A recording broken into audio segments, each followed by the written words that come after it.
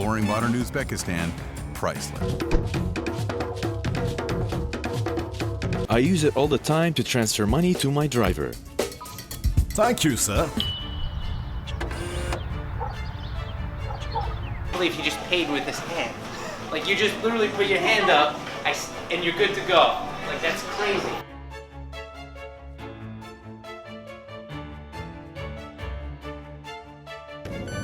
There we go.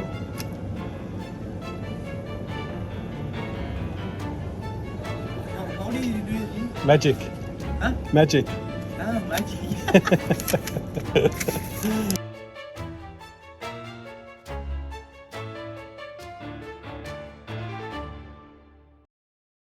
In today's world, cash isn't king. Convenience is.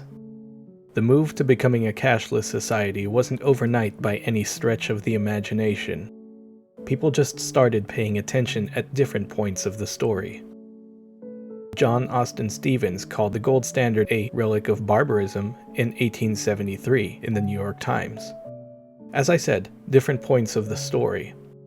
Modern cashless transactions have a long history, but in the USA, you can say the foundations of modern convenience began around the 1960s.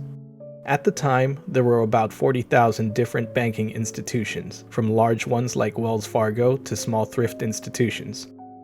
As the population grew, so did the volume of transactions made on any given day, and checks played a more prominent role in facilitating daily transactions. We're going to gloss over getting off the gold standard, the Federal Reserve, and all the deeper dives to avoid an hours-long video. We have to focus here, but trust me, the rabbit hole is definitely worth going down. In the 90s up to the mid-2000s, there was a push to go from checks and cash to transactions handled by card.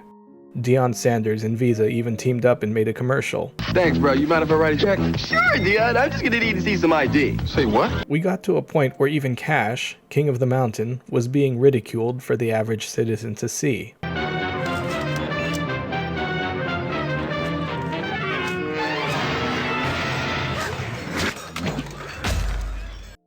Online shopping surged with no signs of ever stopping, especially when the shopping experience could be conducted in a matter of seconds. Now, we have the option of tapping. For many Americans, this feels new, but it's been around for a while, especially in Asia where you could pay by phone by the mid to late 2000s. Something else has been around for a while as well. Chips in your skin. While its original intent was to contain medical information for first responders and to locate missing people, modern RFID chips do more than your basic level of information. Not only could it contain financial information, it has access key and personal information as well. Yeah, it's all in chip, so I use it like to get around the building. Buy snacks. Yeah, exactly. The increasing problem we see is that as more people fall into an expectation of safety and convenience, it's been shown that the possibility they would demand this for everyone, even through the use of force, is there. We can see in Europe there's a smug sense of superiority from their tech community that Americans are behind the curve and have a less evolved mindset. The tiny implant is the latest advance in a biohacking technology that is steadily becoming a part of normal life in Sweden. In Asia, they have the mindset of conformity. Both can refuse to acknowledge the certain ideas and beliefs that are key to understanding the problem we're going to face here in the US. This is starting to go beyond cashless payments. I won't really delve into the mark of the beast arguments because that's been done many times before.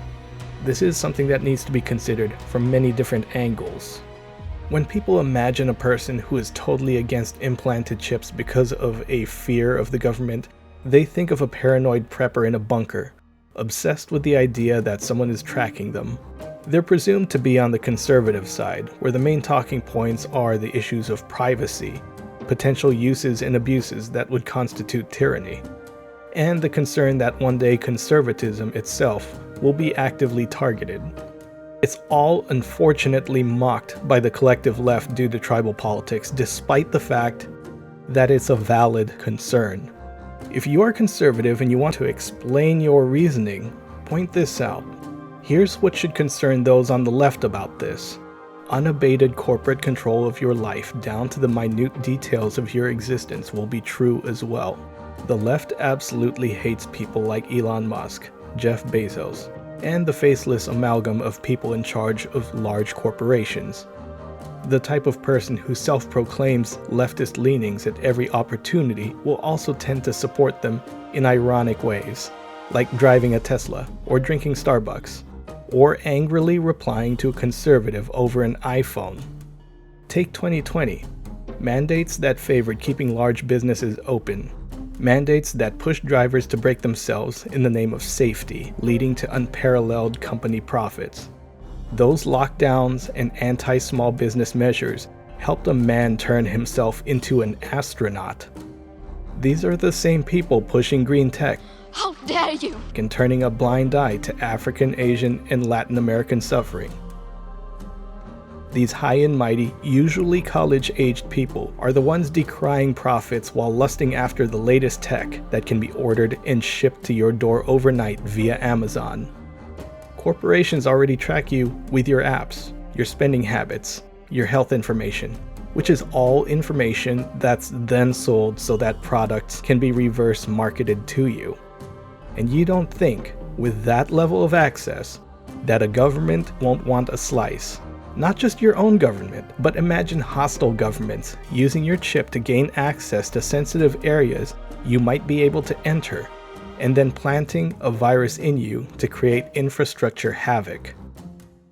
So, we get to this massively intrusive and vulnerable point, all from contactless payments and chip implants. If having this chip were something that were required to even function in society by affecting your ability to collect a check, pay a mortgage, banking, or verifying your identity to a standard that's defined, you can see how this is more invasive than taking a shot. All of this would be the result of large swaths of the population moving towards it because it would be the path of least resistance. Convenience. You have people that already don't care if they're being tracked.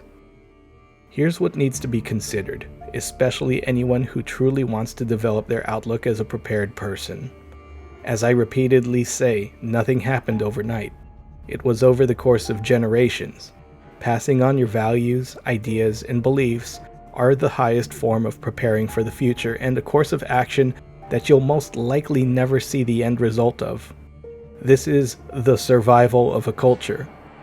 What is the end result of either accepting or turning down this chip, if it were to become a near necessity of modern life? People do need to be careful, and to consider everything it is that they're asking for. It means they may never have to carry a house key, train ticket, or bank card ever again. Is a safe, touch-free way to pay for what you need. No car key, no house key. So 2 weeks ago, right here in Michigan, Brandon got another chip implanted, this one in his right hand, to unlock and start his Tesla. Several viewers told me tap-enabled systems snatched their credit card information when there was no tap. Is this going to keep happening? What else can be grabbed out of my wallet? Until the next video, be good, stay safe, and have a good one.